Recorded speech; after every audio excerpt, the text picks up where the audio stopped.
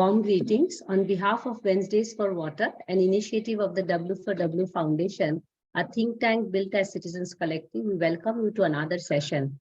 As you know, Wednesdays for Water is a water conversation series towards understanding better the nuances and complexities of water so that we can work better towards conservation and management.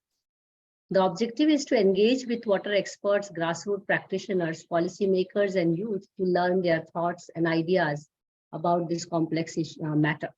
We have expanded more to Friday Waters and Monday Munching with Women for Water, besides organizing water workshops, water walks and talks, seminars, special courses, and conference panels. Do keep checking our website, www.w4w.in for more details.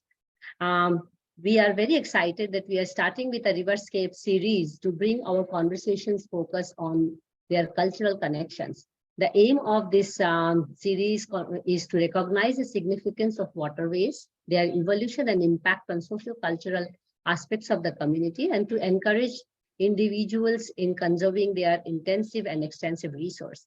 This series will be conducted in collaboration with ICOMOS India, a council for monuments and sites.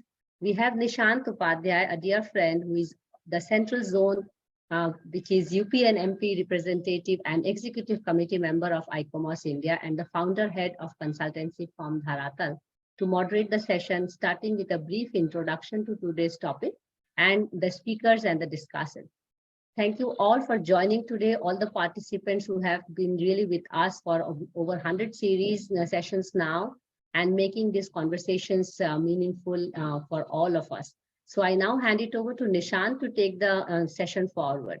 Over to you, Nishant, and thank you so much for taking this initiative. Thank you, Mansi, and also W4W for having this robust partnership as well between ICOMOS India and W4W Foundation to curate the third Wednesday of every month as the part of this Riverscape series. As the largest international network of heritage experts, we at ICOMOS work towards furthering the agenda of conservation of all kinds of heritage, tangible, intangible, and living. We intend to provide an open and inclusive forum for exchange of views and opinions on matters related to art, culture, and heritage. Last year, we organized a symposium, a scientific symposium on cultural landscapes and their transformation in Lucknow. It was also organized by Central Zone. So ICOMOS India is divided into several zones, and Central Zone is Uttar Pradesh and Madhya Pradesh. It was only natural for us to develop a focus towards Riverscape from there. And that's why we have this beautiful series we are doing in collaboration with W4W Foundation, and looking at how Riverscape and their role and how they actually act as the loci for incubating cultural heritage in different aspects and areas. Today's talk is about rivers, mythology, iconography, folklore, and origins. And we have Mrs. Sushant Bharati with us. It was very interesting to have, thank you, Sushant, for joining us actually and agreeing to share your interesting insights on it. To briefly introduce, and I think the larger introduction will be in the chat box. Architect Sushant Bharati is a conservation architect and researcher based in New Delhi. His area of research is the cultural heritage of Braj, known for its complex religious architecture and iconography as well, and henceforth the dimension of bringing water, iconography, and folklore all together here. And he has worked previously in Kashi as well, within the museum aspect. And also Sushant was selected by the National Book Trust of the Ministry of Education in India to write a book on Indian independence. He's currently a fellow of the Royal Asiatic Society of Ireland and Great Britain, and an associate fellow of the Royal Historical Society of London, and which he recently became a member of. So many congratulations, Sushant. And I think further for that topic, you would be the best person to take it further. Thank you. Please, over to you, Sushant. Thanks a lot, Nishant, for that introduction. I mean, as Mansiji said, that they mostly call the water experts to share their views about the dying water heritage across the country. So I may not consider myself to be the water, expert, but yes, I mean, being a person who has been very near to a city which is very importantly linked with one of the most important rivers of this country, that is Yamuna, I can certainly believe that, I would be able to share something with the, our audience over here, that they will be able to, know more about the rivers in terms of the folklore, traditions, and, iconography. So I won't take much time, and I will start with my presentation. So I will share my screen. I hope you can see my screen. Yes, all set. Yes. So yes. So yes, Please I'm put in. it in the slideshow. Sorry, please put it in the slideshow. I think I have. Yes. Okay. Yeah. All right. So yes. So our today's topic is Riverscape, origin, tradition, folklore, and iconography. I will be talking about all these, broader topics, but some way or the other, my shift would be to the cultural landscape of Braj region. So I would be, linking all these subheads with that particular region, because I have been very close to this particular, place, and I will bring a lot of, episodes from the history, from the folklore, that, how all these headings are still very much relevant in all these, temple towns across the country. So as we know that, that rivers have been the cradle of the civilizations across the world, and we being in India, we know that Indus Valley, being the foremost in that list, was along the mighty river Indus, which finds its reference in almost, all the Vedic text, and also in the later part of the history. And the first and foremost reference which comes for the rivers is the Rigved. In Rigved, we have a particular sukta, which is known as Nadi Sukta. Indeed, and just for the viewers, I want to tell that the Vedas are divided into various mandalas, like various, texts. So this particular, Nadi Sukt comes in the 10th mandala of the Rig Veda. And this particular Sukt is the first reference where we find the names of the river of our country. And you can see the slok, the 5th slok, which says, Imam me Gange Yamune Saraswati Shutadri, Stomam Sasta Parashanya, Asakanya Marudde Vidasajike, Shuruhanya Shushomaya. The translation is there. And I would suggest that if people want to know more about this particular, context, there's a very fantabulous, I would say, a scholar, his name is Michel Darino. He teaches in IIT Gandhinagar in Humanities Department. He has done some fantastic work on this particular sukta, and you will get more when you read his book on Saraswati. So here is the the starting, how the rivers come into the place in our text.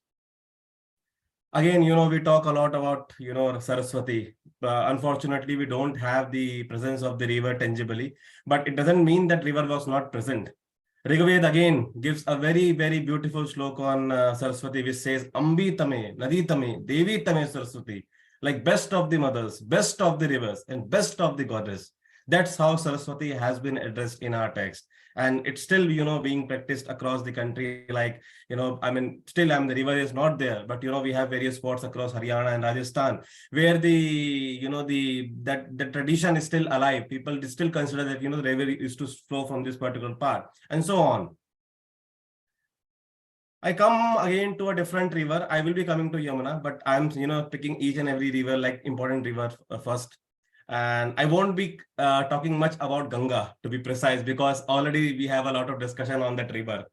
This particular picture is from the Narmada. You can see a person doing parikrama, the only river, I think, in this country of which the parikrama is performed. There is a saying in Hindi which says that, Ganga Shreshta hai, but Narmada Jeshta hai, which means Ganga is best of all, but Narmada is senior to Ganga.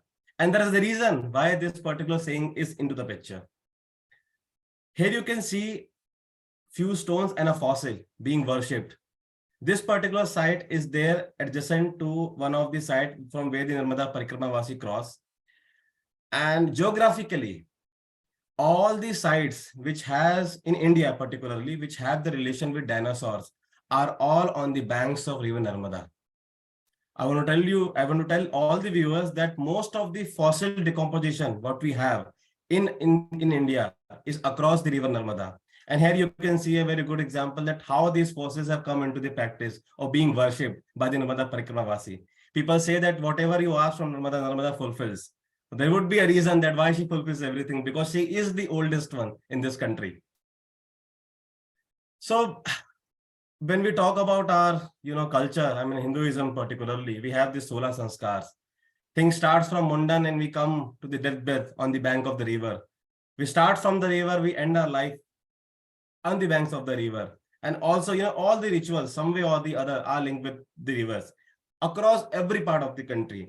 Let it be south, north, east, or west. Some way or the other, rivers have the connection to, have some sort of impact on the life of each and everyone across this country. We have 7 most ancient cities in our civilization, which are also known as Saptapuri. I mean, you can see all those 7 on the map of the country. And the most interesting part is that all these 7 puris are on the bank of some river. We always use the word called Tirtha. The Tirth is not a word used for that place. Tirth is word used for that river, which is there in that place. So always when we use the word Tirth, in fact, a lot of people who would be from south, they know that when they go to the temple and they receive the Charanamrit, the priest over there, it is Tirtham, not Charanamrit. Though in north, people are not aware of this term, but in south, the word Tirtham is still into the practice. How things are connected with each other, and you cannot differentiate that that it has been so many years and still things are into the continuity.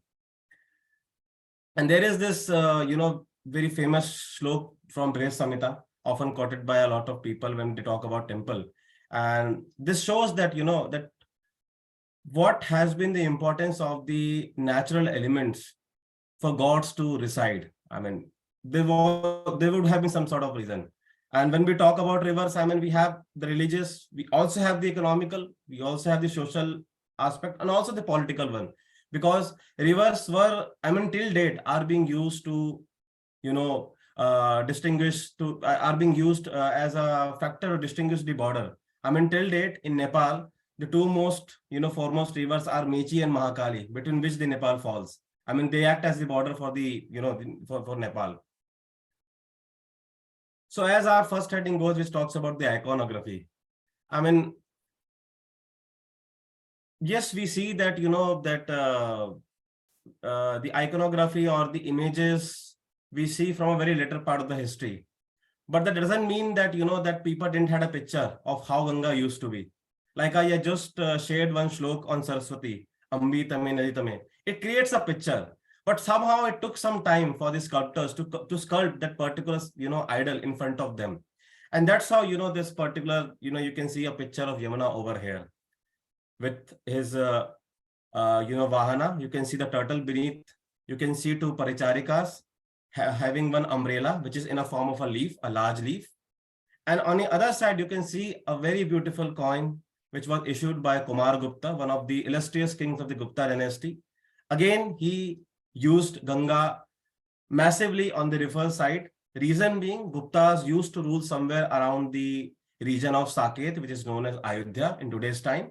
And being in the proximity of Ganga and Yamuna, and this was the reason why they were using the river so predominantly in their coin.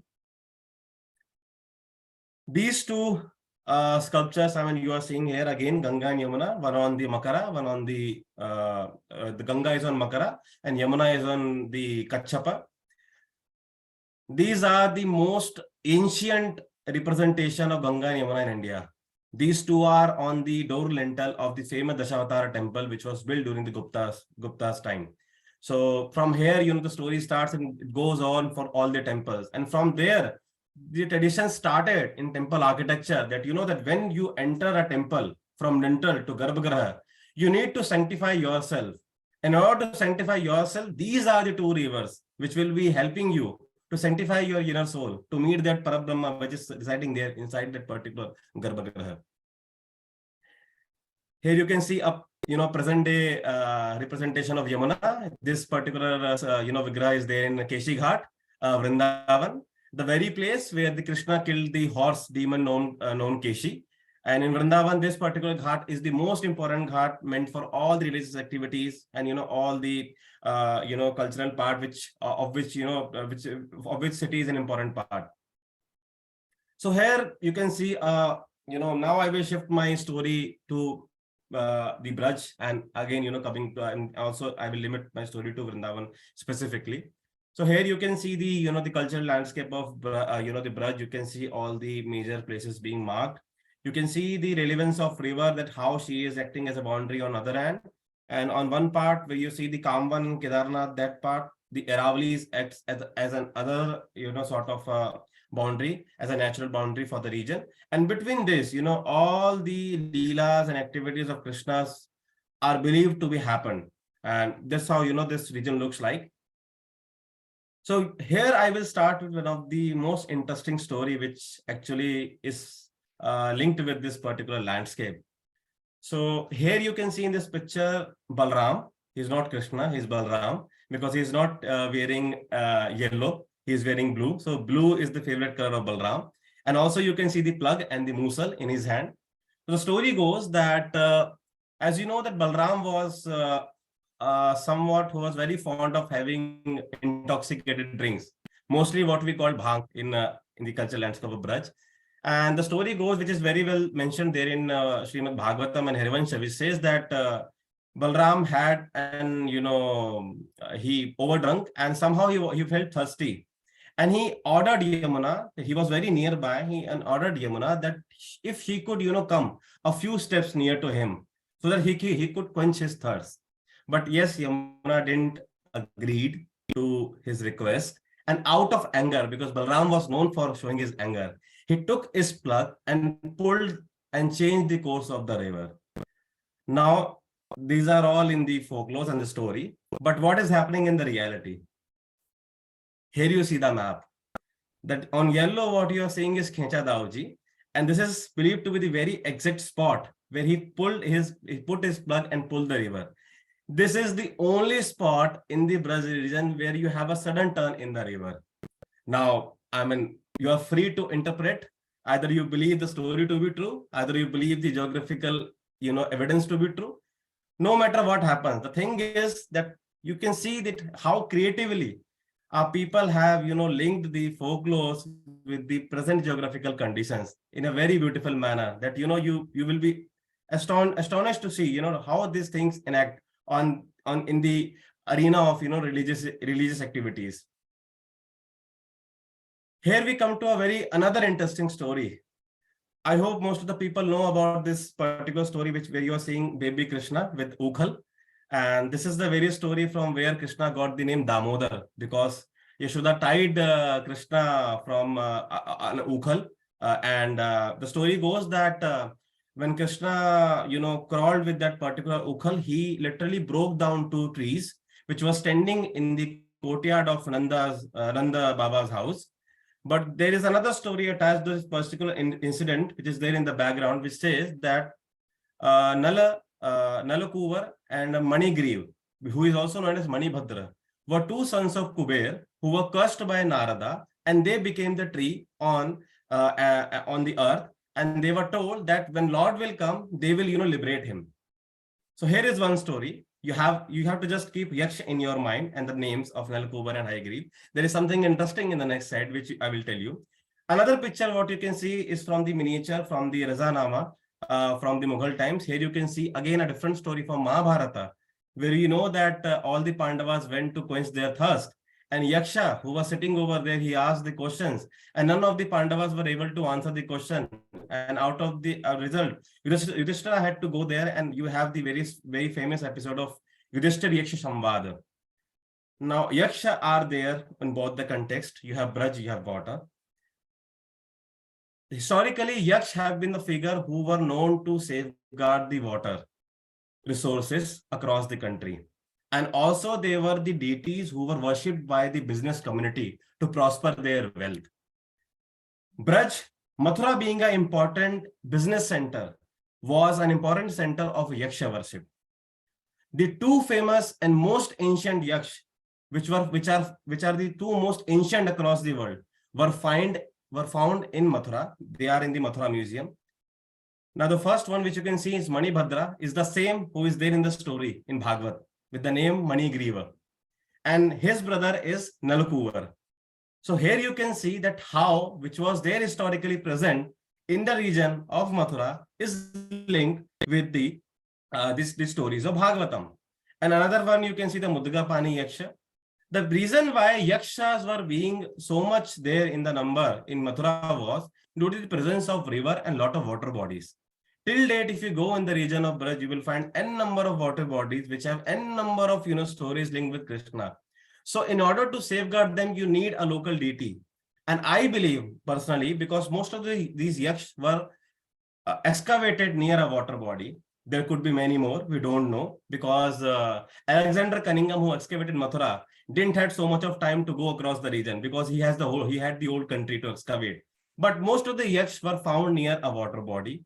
So which proves this particular fact that, how the things which were there in our folklore, in our, in our text, how historically they were linked. And Krishna is a central figure for the Braj region. But somehow all these things like Yaksha, Gandharva, and Kinnar have an important role in his story. And somewhere or the other, they are beautiful, connected with each other.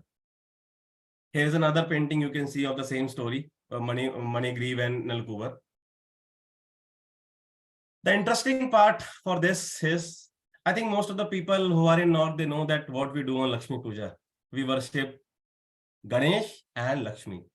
But story is different in Braj. We worship Kuber and Lakshmi. So I don't need to tell you that why this particular trend is there in the region, because I have already explained the significance. So the point is to tell, that everything has some reasoning behind. It's just you need to have that sort of, vision to go through and to look into the answers. We know, as soon as he was born, he was, thrown into the river. He went and, he had to cross the river. He went from Mathura to Gokul. Then he performed the Ras on the banks of river Yamuna. So some way or the other, river has the association. Apart from the rivers, we have the association of the ocean. Then he goes to Dwarka. All these stories. Now coming back to Vrindavan, we know that Yamuna is the daughter of Sun and the sister of Yam. So being a sister of one of which we mostly don't welcome much, because you won't see someone worshipping Yama because no one wants to be there so early in his life. So Yamuna acts as like a barrier to keep the blessings of his brother away. So in Braj, it's like Yamuna Jamadutan Taratah Bhavataratah Shri Radhika Rani. So Yamuna takes away all the material aspects, and all the spiritual aspects are being taken care by Shri Radha, who is the consort of Krishna. You have the aartis happening in the ghat. You have all this. Aartis are happening all over Kashi. We have the same thing happening in Vrindavan, and also in other places like I know some places in Narmada, across the Narmada, where the aarti happens. Then another important part, which is now getting slowly, diminished, because as we started this conversation, Mansi said, that kya ho raha hai nadi ka wahan pe. It's a true story. Ki kya ho raha hai nadi ka yahan pe. So I want to tell you that till a few years back, at least till 20, let's say 30 or 40 years back, each and every temple in Mathura and Vrindavan used to get water for its daily needs from Yamuna. There used to be a specific person appointed by the temple who used to carry the water from river to temple after each and every hour. The famous temple at Nathadwara, Srinathji was there in Braj, and he went to the region of Mewar after the attack of Aurangzeb. Till few years back, there used to be a bus which used to run from Mathura to Nathadwara, and there used to be a reserve seat to carry the water from Yamuna. That has been the significance of the river. But now, because it's no more a river, I'm sorry to say, but it has become like, it is a nala, I would say.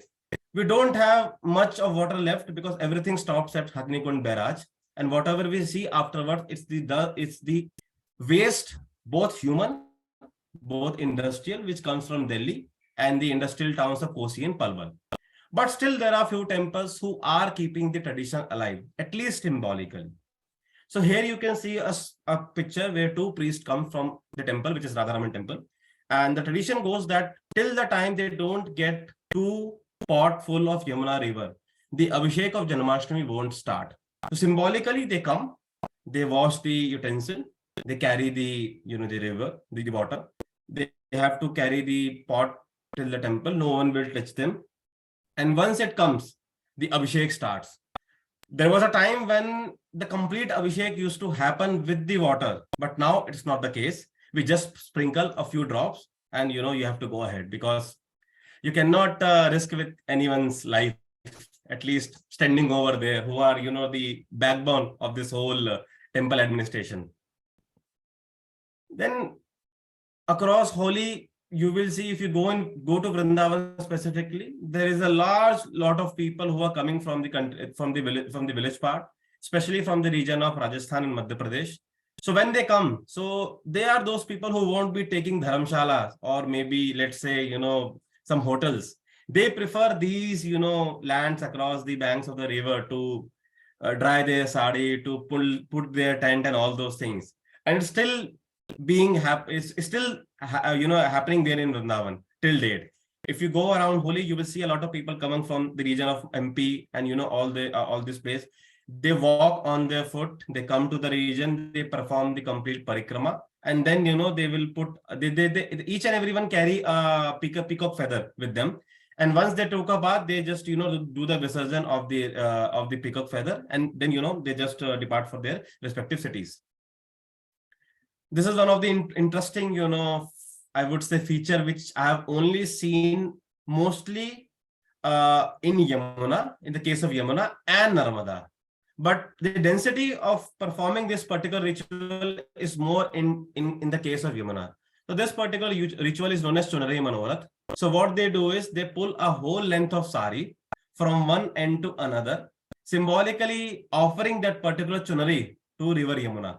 So this particular thing is observed by mostly all the people in Braj region, but mostly by the followers of Pushti Marg, who perform the Braj Yatra. And once that Braj Yatra is completed, on the banks of Mathura, which is the famous ghat, the Vishram Ghat, they perform this particular ritual.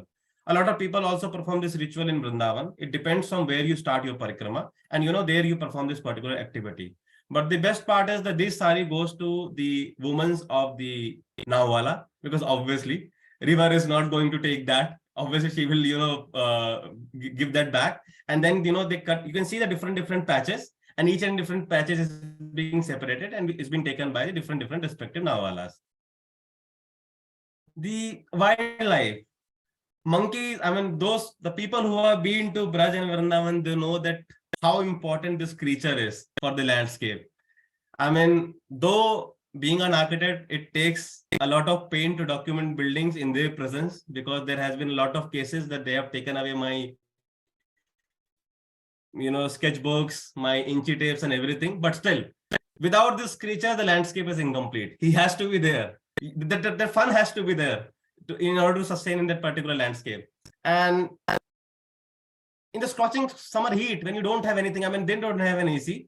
They will simply go and take a dip and then, just have their gala time around the banks. That's what, these creatures do. And right now, somehow this photographer was able to capture the spiritual aspect of this monkey having a beads in his hand. Maybe he would have someone in his previous life, but, the idea is to show that how rivers are important to all these creatures in these temple cities also.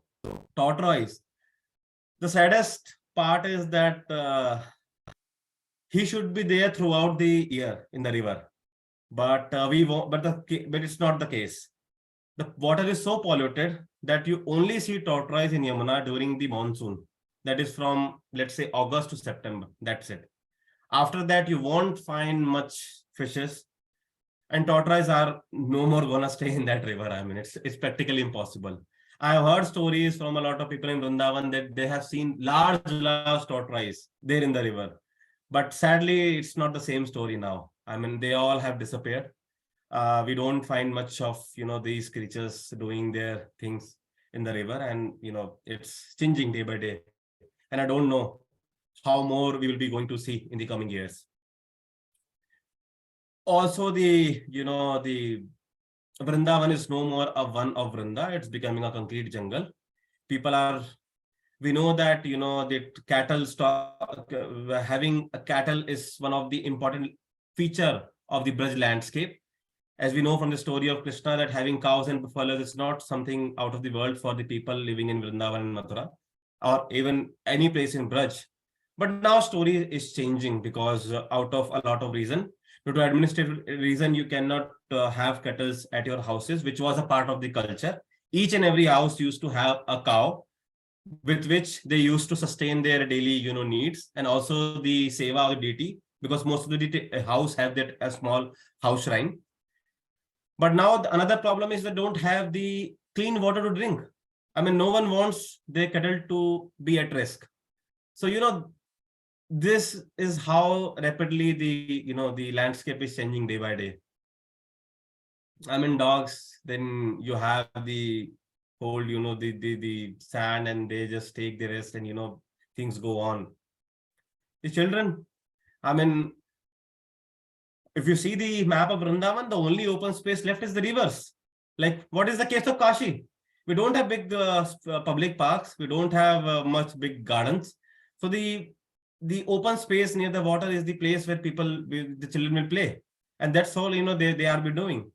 But now, I mean, a lot of people are, I have seen a lot of people who are not doing the schooling in Vrindavan. Now they are spending there, they want, because the quality of education is not that as good as you have in the nearby cities like Delhi and Agra.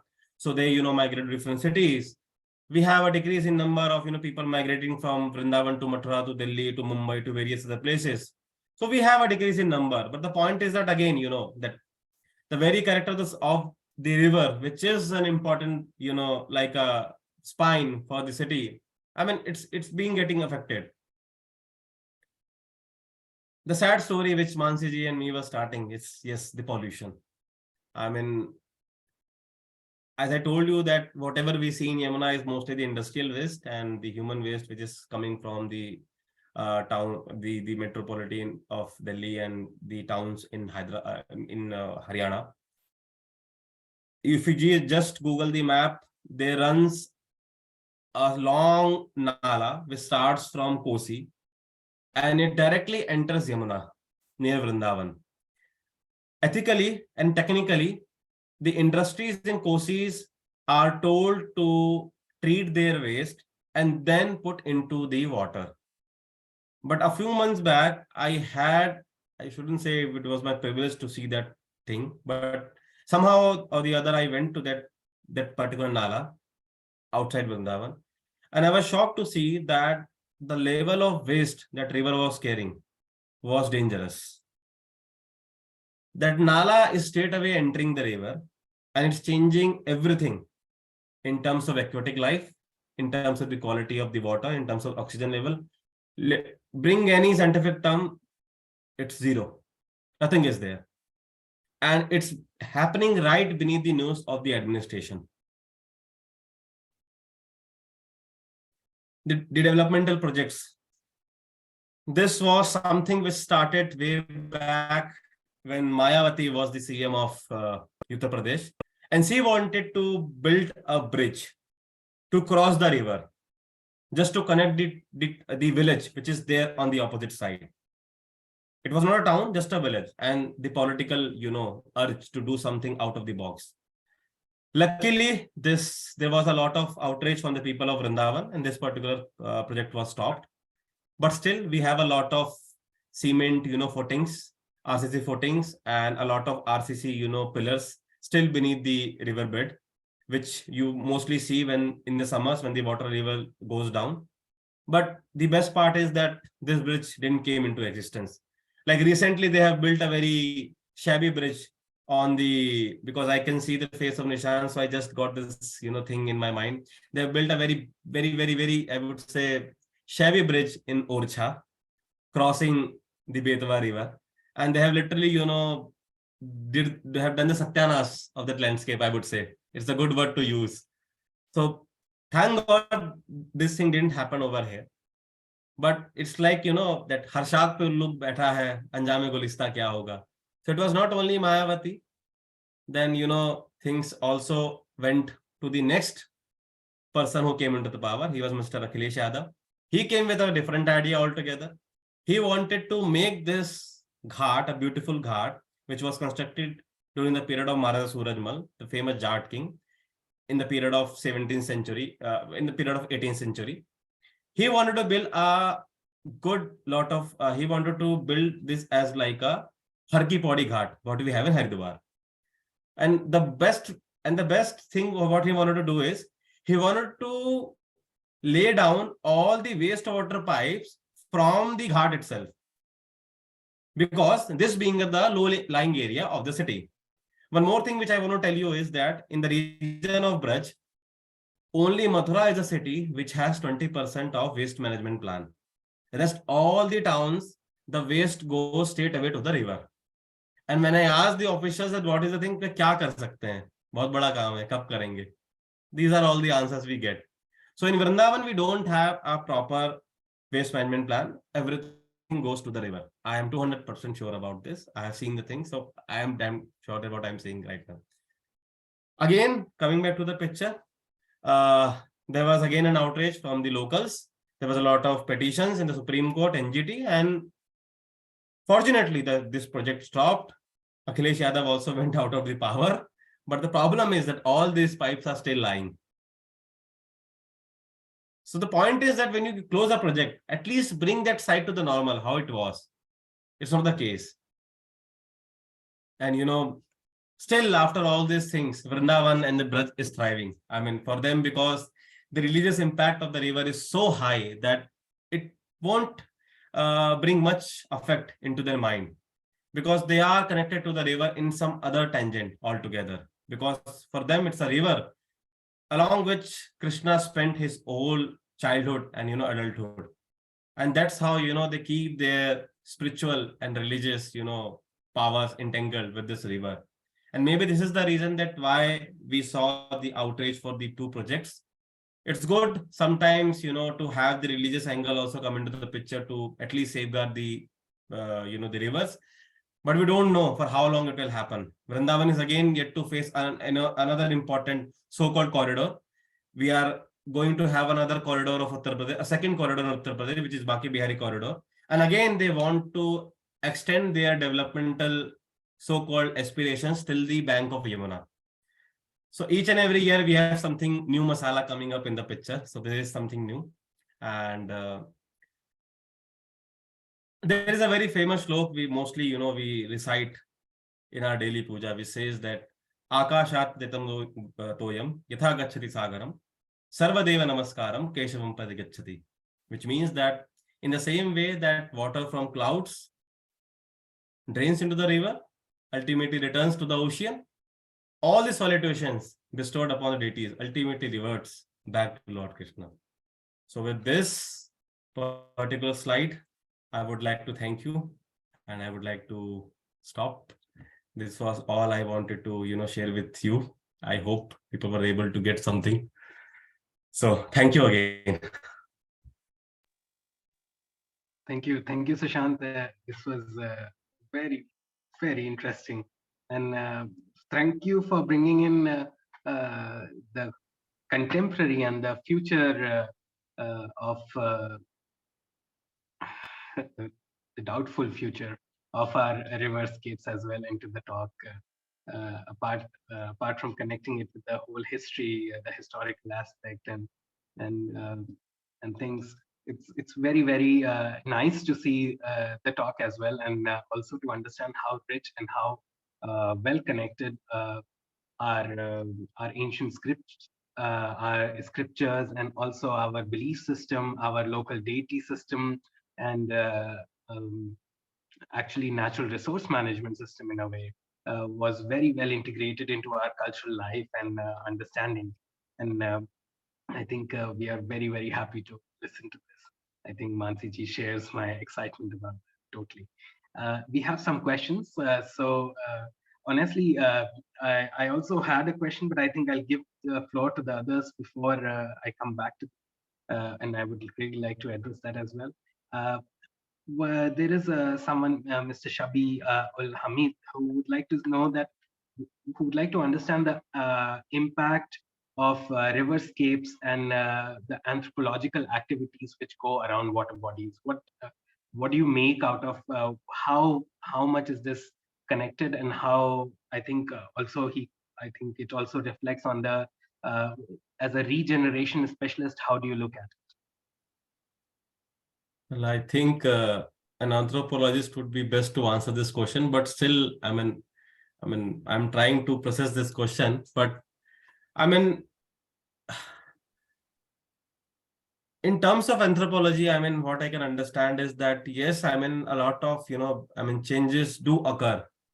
Because as I told you, when I quoted the example that all the temples used to fetch the water from the river, the same used to happen for all the households. Now, what is happening is that now they cannot fetch the water from river. Now they have these borings. You know very well, being a conservation specialist, that when you have a boring nearby a traditional house, it affects the foundation. And as a result, you have all these, cracks and everything developing. If you go around there's a mohalla near Mathura, which is known as Chaubia Pada. The Chaubes or Chaturvedis are the locals of that particular city. There's a whole Chaubia Pada, and approximately all the houses in Chaubia Pada are facing this issue right now. Everyone has some sort of tilt. As a result, what is happening is they all are leaving their houses and are settling on some new developed, colonies or housings in the same city. But the point is that religiously and due to various other spiritual aspect, they have to come to the river some way or the other. But the point is somehow they have been now disconnected from that particular setting. So these things are happening. I'm just bringing the case of Braj, but it's not the case only in Braj. It's happening everywhere. It's happening everywhere. So the point is that so-called developmental activities or so-called developmental norms which governments bring in, they don't have the sensitivity at all. We know this very well. And this particular presentation was just an attempt to open that particular patti which we are wearing, that things are not changing. It will become worse and worse in days to come. So maybe, I was just able to touch upon this question because I was not the right person. But yes, yes, things are there. Things are there which are, affecting the region. Yeah, no, thank you. And thank you for being super candid about this as well. I think the other question is by Roshni, how has the changing riverscape across country influenced the traditions associated with it? Do you think that in the next few decades, river will just become a natural feature of a place and lose their cultural significance? I don't know if we will be able to see the natural aspect also, because I told very well that in the case of Yamuna, we are just seeing the drain water. It's not river Yamuna anymore. So I don't know if water is not there, forget about the ritualistic aspect. I already shared a insight on that aspect that, almost all the temples in Vrindavan and Mathura were using the water. Now only 2 or 3 are using. That too twice or thrice a year. वो दिन दूर नहीं है कि दिन वो ही बंद कर देंगे. So things are, dark. Okay. We have another question about the fact that how do you, actually, I think W4W Foundation also raised, I think it's Mansi ji who would like to have a question. Mansi, do you have a question immediately? Please, Nishant, continue. I will go after that. Please continue. Okay. Yeah, go ahead. Okay. So then I think the other question which also came across, which was that I think we see a dichotomy in the projects you presented also with respect to the cultural significance and the folklores and the connected history of it. And how do you think, when do you think this shift happened? What went wrong? Because we are a civilization who was making sculptures representing the rivers in the best possible way, and suddenly we are people who are making bridges across and also being partly responsible for it, because we are the same people, whether we are politics or whether we are society. we are still, I mean, even though we can say that the political will is separate than the society will sometimes, but I think still we are the same people. So I would still question, how do you think, when did this shift has happened? Where do you think that, do you have an opinion there, please? Well, I don't know whether I will be correct in saying this or not, but I think post-partition, because if I talk about these temple towns specifically, what happened was after partition was that a lot of these temples were having land grants to sustain themselves. And after partition, all those zamindari system got abolished. Now these temples didn't have a source of revenue. This is the very time where you see a lot of trust being formed up in the country, across the country, for all these charitable trusts, Shrine Board, and all those things started happening. So in that case, like for a piece, like a group of 40 families, like for if I talk about my temple in Vrindavan, Radharaman temple, there are 40 families. A few years back, like partition, everyone was having their share from that particular grant, land grant. We started way back from the Mughals.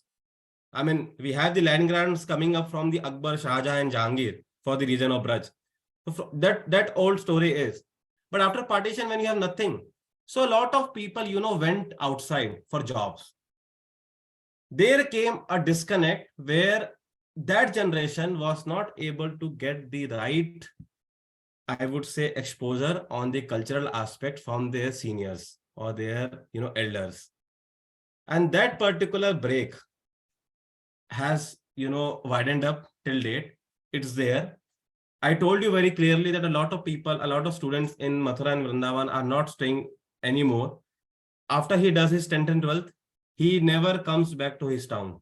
He always comes, like I know a lot of people living in Delhi and Gurgaon, they only visit their town for weekends. वो भी कभी-कभी वो भी छूट जाता है.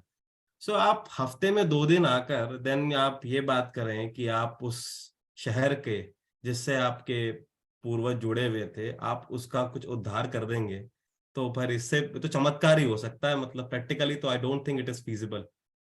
सो आपको जाना नहीं है, आपको कुछ करना नहीं है, समझना नहीं है, so things can not happen. Then comes the awareness on which we all work, the community awareness. But the point is that awareness which used to start from the each and every household is no more there now. I mean, that is something which I have, seen. I may be wrong, but this is my observation from, so many years. Thank you. We have another question, which says that how do you think these local practices, what you are mentioning right now also, which is also including land management systems and, very specific type of revenue management as well.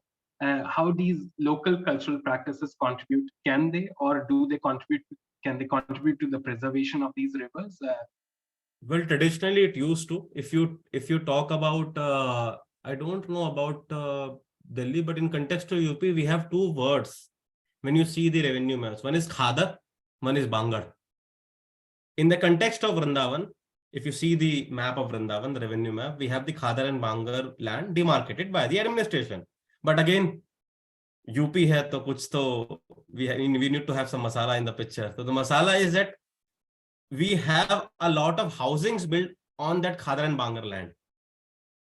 Now we have a lot of cases going in NGT, but the point is कि जो पहले से मना करा था तो ये इतना बन कैसे गया? आपने बना किसी it is not a small dwelling, it's like a large story of having some 10-12 floors. I mean, suddenly how that can happen? That too very, even if you see, I mean, I was supposed to show that map of Vrindavan. If you see the map of Vrindavan right now, you won't see a single hut on the floodplains of Yamuna. They know कि पानी साल में 2 महीने ही आएगा, but ये चाहे तो 10 महीने रह सकते हैं शांति से, but no, you won't see any house on those floodplains. Locals know how to respect the river, but so-called lawmakers who are educated, नहीं पता होगा, कुछ होगा उनका तरीका समझने का. So, right. No, I think there's also the question. I mean, of course, yes, it's totally agreeable. There's also a question: what could be an alternate to the bridge? For example, you opposed the bridge. Sushant, personally, I hate these bridges. So please give a response. We tried our best in Orcha and we could not really do it. But I'm so glad the bridge community stood up against this monstrosity. In Orcha, they took the excuse of flood and they came up with something which is pretty disgusting at this point. So yes, please. I mean, Vrindavan is very beautifully, tackling this issue. So we have something called Pantu Pool in Vrindavan. And when the flood comes, that Pantu Pool is removed. And when floods are not there, the Pantu Pool is still there. People who are nearby Delhi, they can go till August to see that bridge. It is right now on its place. People from the other part of the town, they come, they cross by. People from this part of the town, they go there. That pull is there. Now the question comes, when pull is not there, what happens? So we have large steamers. People put their bicycles and bikes, everything, and they cross, like how we do in case of Brahmaputra and all the other places. But the point is, God knows when that Pantu pool will be converted into an RCC one. We don't know about this. But till date, it's like a chamatkar happening in Vrindavan. People are, happy using that particular thing. So this is an alternative which Vrindavan is using. I don't know how this can be replicated to other towns, but yes, Vrindavan is a living example of something to go with in terms of eco-friendly. Just to also have a last question here, and with respect to your historical findings, Sushant, what do you think? What is the core future areas of research where I think more emerging professionals need to go into to understand such riverscapes, such waterscapes, and especially to connect them with archival information, because these information, as much as I understand, is largely unpublished and not in the for example, like how you look at Chobe Mat or those areas, you have a colloquial understanding, while Cunningham would come and not understand why this is called what it's called. So we have a history of people who did not really understood completely what they were dealing with at that point. So how do you interpret or respond to that?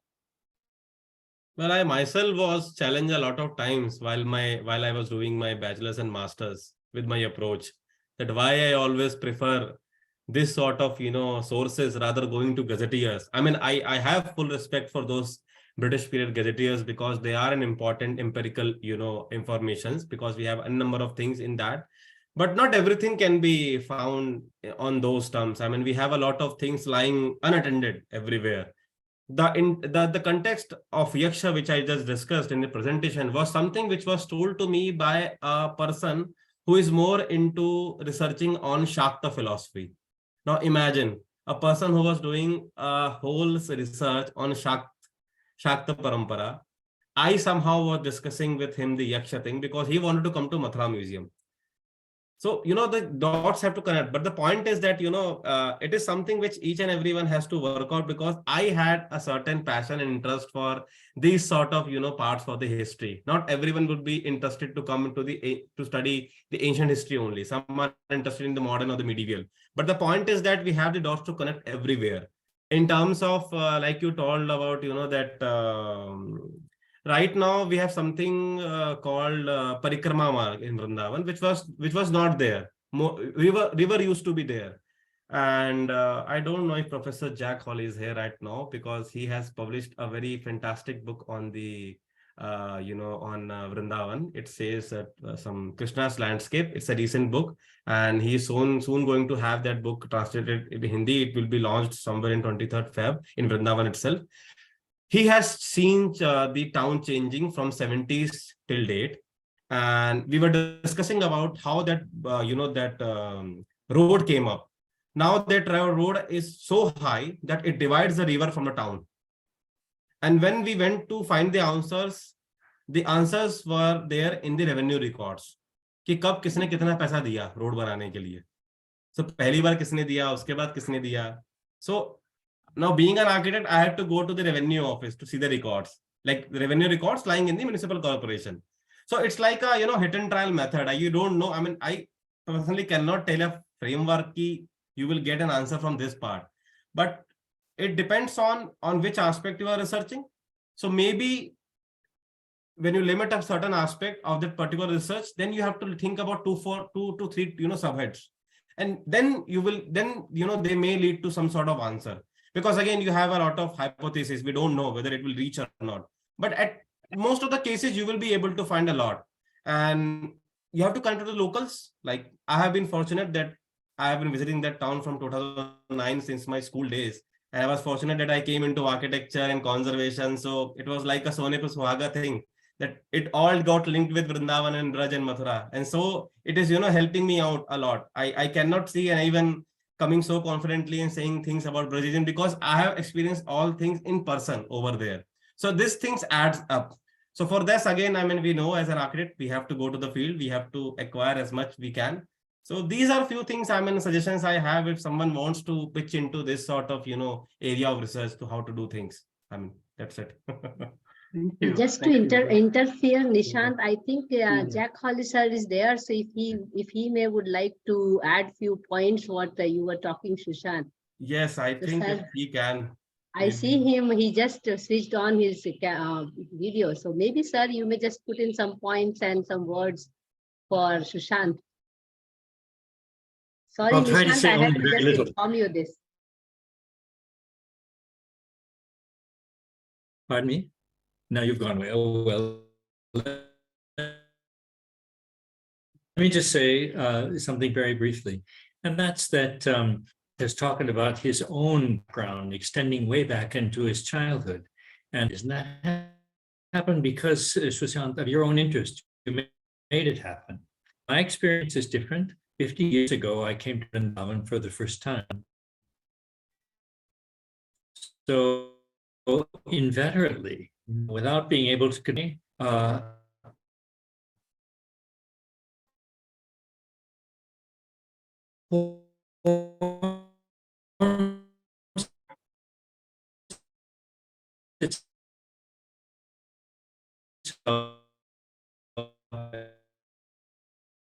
There is some yes, there is some network sound issue from his end.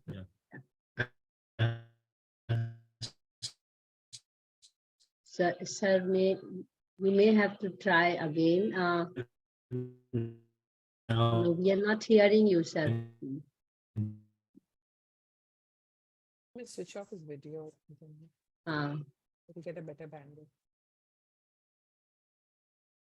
No, maybe Nishant, you may invite. There are some more questions till sir. I think re-logs in. Suchita, Ankita, and the questions are pouring in for you, Sushant.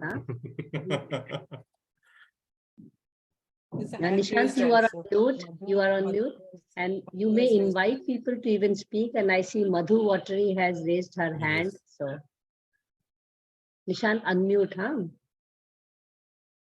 Yeah, Madhuji, maybe I can invite you to please express if you'd like. I see you. Namaste, and very glad to see two of the SPA, ex-SPA student. Congratulations, Sushant. आपने बहुत सुंदर speech, lecture, presentation. I mean, it's a live Vrindavan here. बहुत खुशी हुई, बहुत प्रसन्नता हुई आपसे virtually मिलके. I just have a suggestion because we are talking about how to, create awareness or how to do things. I do write for children, so I'll be happy अगर कोई book आपको लगे कि वृंदावन और यमुना पे मिला के बच्चों के लिए लिखी जाए. आपने जितना भी narrative दिया, I compared, you showed a point about Khicha Doji in Yamuna River. I compare it with, हम सबने हम्पी देखा है, we are from the same college. So Hampi में you have this Chakrakund, right? Chakratirtha. So इसमें भी कुछ ऐसा ही होगा. Maybe we can. I was just saying that we can write it for children, and all the miniature painting can be turned into activity sheets. So if you can see this book, yes, it's called Magnifying the Miniature. So this was my personal initiative, where I thought whenever I went to museum and I thought children only look at they don't even look at the miniature painting, they just go around. So, just an effort to bring it in the notice of public, especially children. And when you are talking to the children, you are actually talking to the parents. Because बच्चा खुद किताब नहीं खरीदता है, बच्चे के लिए उसके बुजुर्ग किताब खरीदते हैं, और maybe we are buying it and gifting to the children, if not being the parent. So this could be one effort. And yeah, that's it. Thank you very much, Nishant. It has been a great effort. Thank you for joining, Madhiji. I mean, it's been very interesting also for W4W to come on board as well, and I think that's how it has become possible. And thank you again, Good Sushant. job. We will- You're going in the right direction, Sushant. These problems would be there, but the solutions would also come slowly. I'm sure, you know, there is a lot of awareness in people. So maybe 5 to 10 years, we'll see a change. And it gives me hopes. Looking at two bright faces here gives me a lot of hope. Thank you. Thank you, ma'am. Thank you. Thank you. So Shuchita has a very long, complicated question about stakeholders and economics coming together vis-a-vis the development which happens next to the riverscapes. She would like to know whether you think the authorities who are involved in the procedure who allow this development, do they know enough? Do they have enough knowledge about these local systems you are talking about? And is it because of the lack of awareness of that? I think they lack the expertise. At least I can comment upon this in the context of region of Mathura, because I have the privileged to encounter a few experts who are working in the different departments, whom whose decisions are affecting the so-called river. So I have seen their level of awareness. So the point is that the thing is that it's in a very sad state. They need to have a lot of people now with them which have expertise on different grounds. And specifically, like, I know that I am working closely with one of the things like there's something called Govardhan Eco Village in Palghar. They personally approached the Brajtirth Vikas Parishad, which is a different body constituted in the first term of Yogi Adityanath. And the head of Govardhan Eco Village, Gaurang Prabhu, and we personally visited some 10 kunds. So out of our own funds from Govardhan Eco Village, we are developing those 10 kunds on the sustainable level with no chemicals and anything, just to show the Brajtirth Vikas Parishad that how things are being done with proper expertise. So we have a team of a lot of scientists. We personally, this was the time when I saw that Nala coming into the river. So when I was discussing about the Kosi drain. So I personally was with them. And as Madhu ma'am told me to have a book, so I am already in a discussion, because as you told that my first book is getting launched by National Book Trust. And the editor of National Book Trust has personally approached me saying to have a small book on children's, specifically when they need to, through which they will be able to know more about the region. So these things are already in discussion with a lot of people. And hopefully, I mean, being an optimistic person, I think, changes will be there in years to come. Thank you. So I think there's the last question, which also talks about if historic urban landscape approach, if what aspects can be integrated under the historic urban landscape approach, if it can be applied on riverscapes, and if yes, then how? I think it's too technical for me right now, because it requires a bit of thinking and to respond. So I don't want to get into some trouble saying anything on this aspect, because a lot of people from my fraternity are over here. And in case I slip something from my mouth, so it will be a troublesome thing for me. So I would love to refrain, maybe connect to the person who's asking this question, maybe personally, individually. So he can just cite it to me. So it will be a good thing to respond over there. It's incredible, Sushant, that now you think about what can get into trouble after saying all that. So it's a bit too late, but thanks a lot, Sushant. Thank you for coming on board. I think I'll hand over to Mansi ji after this, and thanks W4W on behalf of ICOMOS India. This has been a delight. So please, Mansi ji, over to you. Yeah. Thanks, Nishant. Thank you so much for conducting the session so smoothly. And of course, the guest of honor today, Sushant Bharati, to inaugurate the series on riverscapes. Nothing could have been better than what you presented today, Sushant, especially having known Vrindavan and Mathura so well. I just felt like I was walking with you along these places, and really crying now with all those water bodies. I do have some question for me, and as Nishant also had some questions, but we will reserve. But now I see Jack sir again here. So Yes. Nishant, I'm just taking the liberty. If he would like to speak and try his internet again, he's nodding like this. So I'm assuming he is not intent. So would you like to try? Let me only say that next Thursday in Vrindavan on the 23rd of the Hindi translation of the book that I've been working on. So the English is Krishna's Playground, Vrindavan in the 21st century, and the Hindi is Krishna ki La Bhumi, 21वें शताब्दी में वृंदावन. तो पूरी ऐसा है कि Nice. जो Thank you. से Thank you so much, sir. And I think Sushant also did announce about it. Maybe we look forward to having that Hindi version. And then we are also having book reading sessions. So sometime maybe we get you on board to read the book for us in our session. So that will be good the moment we have a grab on the book itself. I do have a very simple question for you, Sushant, if you may like to take it. In New York. Yeah, okay, okay, sir. Online, this is online. Do you think associations like ICOMOS, associations like W4W can really start leveraging, this knowledge share with people who are deciding these harsh decisions on development, and how far we are faring in that kind of leveraging, I think every individual is good if they know about it, like discussing about Mathura and all. If people who are making decisions, if they can be made aware of these beautiful, cultural notions about it, do you think we really have room to really change things the way we look at development today? I mean, you are optimistic, same as me. And No, how can we leverage these associations? Yes, I mean, I just told you about the association with Govardhan Eco Village. I mean, that came out of box. The Bastis Vikas Parishad didn't approach Govardhan Village for doing this thing. The reason why Govardhan Eco Village came with a proposal with their own money to Bastis Vikas Parishad was for their love, because they have their love for the region, the cultural landscape of Braj. And right now, the thing is, I don't know how many such NGOs approach the so-called administrative people sitting there or in Lucknow. But in case, like W4W Foundation or maybe anyone else, if they approach with a proper, some set guidelines or something, they want to do something concrete on the ground, I think the officials, at least, sab bure to nahi hote hain, kuch to achhe bhi hote hain. So I think people are there to understand our things, and they will. But the point is that till date,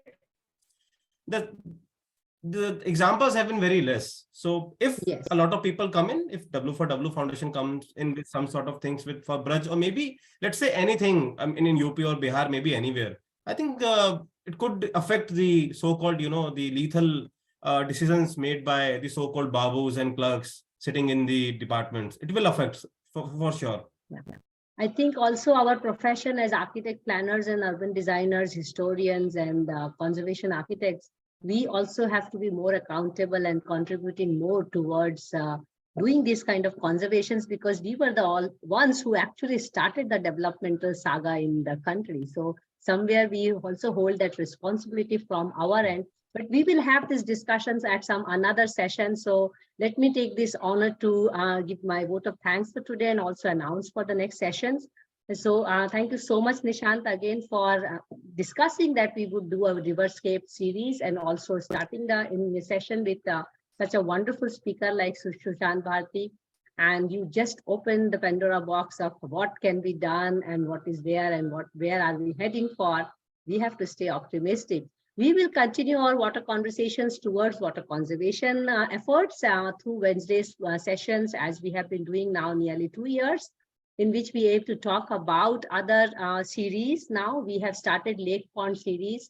We have also started biodiversity series. So it's not about humans alone. We will talk about other creatures also, and this Riverscape series. And then next Wednesday, on Wednesday 22nd, we are going down into the soil, I must say, And also of the soil, we talk about sanitation and groundwater, the invisible connection linked to water. And Fauzia will be hosting that session for us.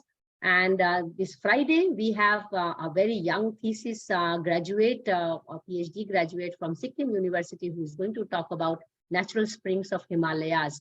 So please keep us in your thoughts, and also keep us looking at our website, www.w4w.in, where you can check our latest updates, what we are talking about on water and where we are doing what.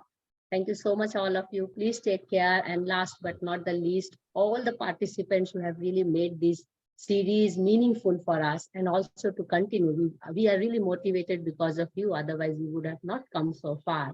And definitely my team members who make this happen. Thank you so much, all of you. Please take care. Thank you.